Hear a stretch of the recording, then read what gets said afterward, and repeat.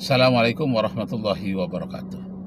Bapak Ibu Saudara sekalian, kita harus mengadakan perubahan di dunia ini. Paling tidak perubahan di lingkungan diri kita sendiri. Berdasarkan firman Allah, "Innallaha la yughayyiru ma biqaumin hatta yughayyiru ma bi anfusihim." Allah tidak akan mengubah keadaanmu sampai kamu berusaha mengubah nasibmu sendiri. Nah, karena itu namanya takdir mu'allaq, yang digantungkan. Mu'allaq itu digantungkan. Jadi bisa kita mengubahnya nasib kita. Yang tidak bisa diubah itu adalah takdir mubram. Memang sejak azali seperti itu. Tapi kalau keadaan kita, pekerjaan kita, itu bisa kita mengubahnya, dan itu diperintahkan oleh Allah. Kesimpulannya, hei manusia, ubahlah nasibmu. Kalau kamu tak berusaha mengubahnya, takkan keubah. Nah, itu Allah mendorong supaya kita bergerak dan berusaha. Apa yang akan kita ubah itu? Yang kita ubah itu adalah adanya pajak yang mencekik, pajak yang naik terus-menerus. Ini suatu yang sangat tidak stabil, berbahaya sekali. Harus diubah. Kalaupun tidak, biarkan naik terlalu tinggi, usahakan rendah naiknya, supaya masyarakat jangan terkejut. Kemudian yang kedua, pagar laut yang dulu bambu kini menjadi pagar beton. Nah, ini pagar laut ini tidak baik untuk masyarakat pribumi. Hanya baik bagi masyarakat pendatang yang berniat untuk menyelundupkan narkoba atau barang-barang smokel sebagainya dengan berbagai bentuknya. Yang ketiga, gas antri. Banyak yang antri itu meninggal dunia. Dulu ada yang sampai antri untuk mendapatkan gas 3 kg. Nah, sekarang sudah berubah, alhamdulillah. Yang keempat, bensin oplosan.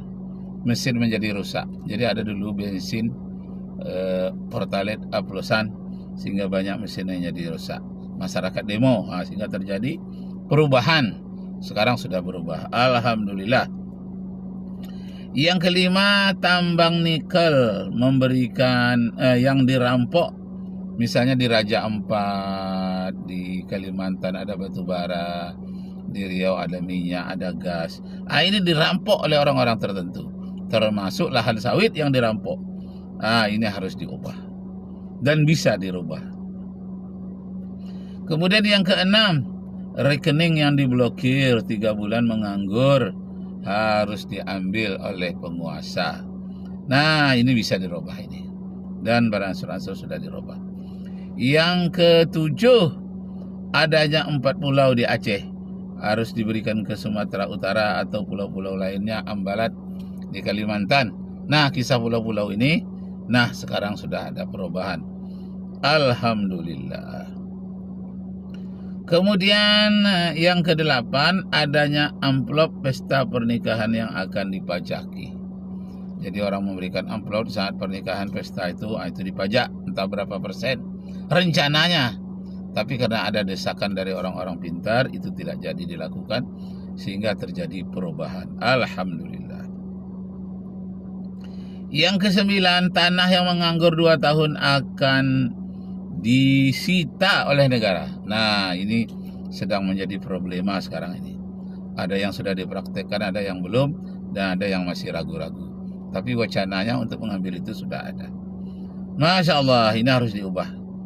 Kemudian yang ke-10, preman-preman seperti grip, preman-preman yang begal, dan banyak lagi bentuknya yang mereka merasa berkuasa di mana-mana, mengambil tanah orang secara paksa, dan ada komplek-komplek tertentu yang membela. Ada kelompok-kelompok seperti FBI yang membela masyarakat, justru dibubarkan. Ini harus ditertibkan kembali.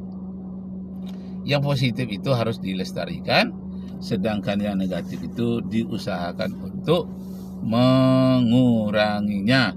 Kalau perlu dihabisi, dikurangi, jangan sampai ada lagi. Nah, demikianlah Bapak Ibu serta saudara-saudara sekalian, itu sebahagian dari catatan kita di beberapa hari ini di negara kita Indonesia, karena informasi yang berseliweran. Di antara informasi itu banyak pula yang bermanfaat bagi kita untuk bahan analisis. Baiklah, sekarang kita berjalan dulu karena ada hal yang akan kita ambil. Bismillahirrahmanirrahim. Allahu Akbar. Allahu Akbar. Ya. Allahu Akbar. Iya. Masya Allah. Kita buka kacamata dulu. Allahu Akbar. Allahu Akbar. Allahu Akbar.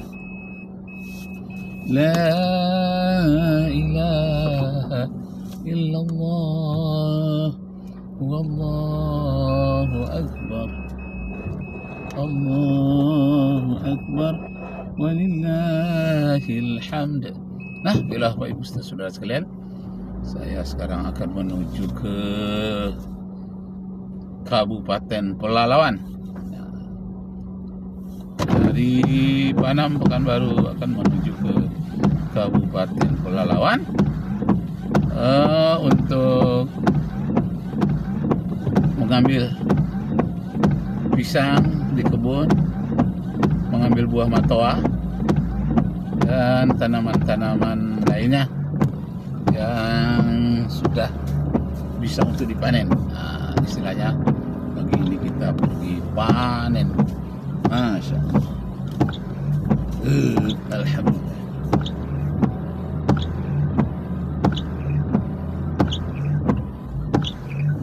Allahu Akbar.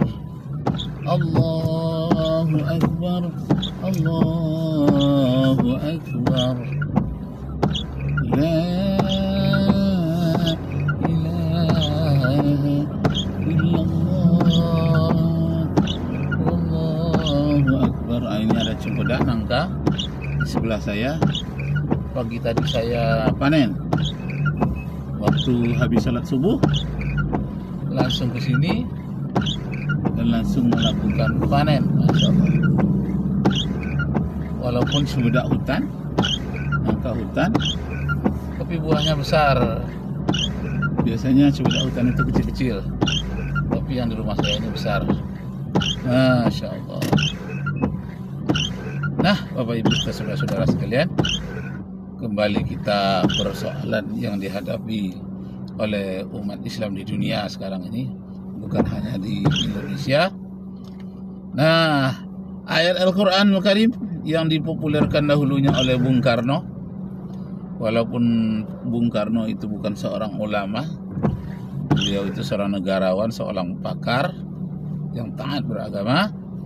Nah, beliau ini selalu mengumandangkan atau mengutip ayat-ayat Al-Quran yang menyatakan, Innallaha la yughayyiru ma biqaumin hatta yughayyiru ma bi anfusihim.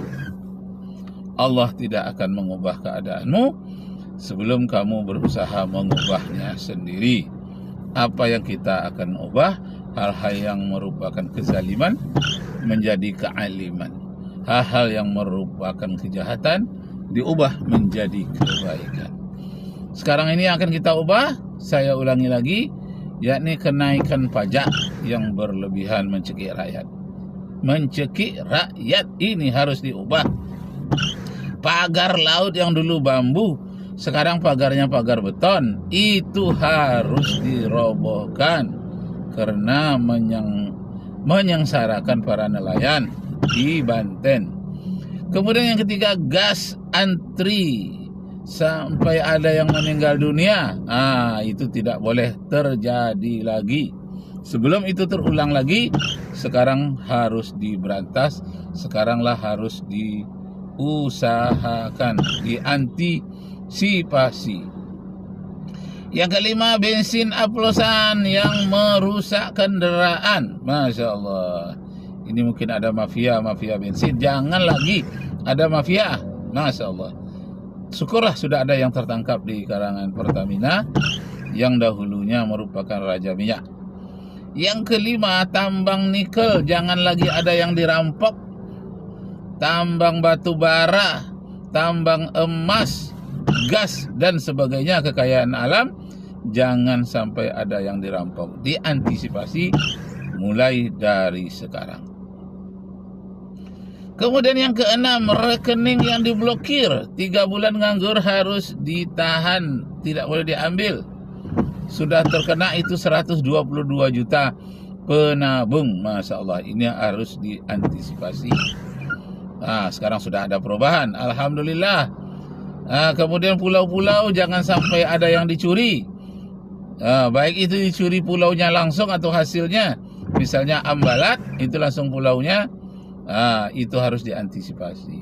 Juga Raja Ampat, nah itu bukan pulaunya yang dicuri, tapi hasilnya, nikel yang terkandung di dalam buminya. Yang kedelapan, adanya pesta pernikahan yang duitnya ingin dipajaki, jangan sampai terjadi. Berikanlah kegembiraan yang sekali seumur hidup terjadi pada acara pengantinan itu. Yang kesembilan, tanah nganggur 2 tahun akan disita, jangan sampai terjadi. Kemudian sertifikat, kalau kita mengurusnya sampai puluhan juta apabila ingin menjualnya. Awalnya sertifikat itu gratis, tapi ketika telah berusaha untuk menggunakannya menjadi puluhan juta rupiah ongkosnya, ADM-nya. Masya Allah. Nah, kemudian preman tidak boleh lagi beredar di Indonesia, tidak boleh lagi dikasih kesempatan untuk berhadapan kepada masyarakat. Mereka itu menjadi tukang begal. Na'udzubillahi min zalik. Hadis Nabi mengatakan, ya'ti 'alan nasi zamanun la tutaqul ma'isyata fihim illa bil ma'syad hatta yukazzibar rajulu wa yahlif fa iza kana zalika zamanun fa alaikum bil harbi. Qila ya Rasulullah, ila aina mihrab ya Rasulullah? Qala Rasulullah ila Allah ta'ala, ila kitabihi wa ila sunnatin nabiyyi. Akan datang nanti suatu masa kepada umat manusia, dia merasa belum berbahagia sebelum melakukan perbuatan maksiat, sehingga manusia senang waktu itu berdusta. Bahkan dia berbuat kejahatan, misalnya judi online, dia bersumpah, memegang jabatan disumpah. Banyak sekali mereka makan sumpah. Apabila datang zaman seperti itu, kata Rasulullah, cepatlah kamu melarikan diri. Kemana melarikan diri? Larilah kepada Al-Quranul Karim. Larilah kepada Al-Quran. Maksudnya ikuti ajaran Al-Quran. Lari kepada sunnah Nabi, artinya lari kepada kebijaksanaan Nabi Muhammad dalam bentuk tingkah lakunya, ucapannya dan pergaulannya, strategi yang pernah dilakukan oleh Nabi Muhammad sallallahu alaihi wasallam. Sekian, terima kasih. Arju minkum afwan in wajadtum fiha khata'at. Wabillahi taufiq wal hidayah. Wassalamualaikum warahmatullahi wabarakatuh.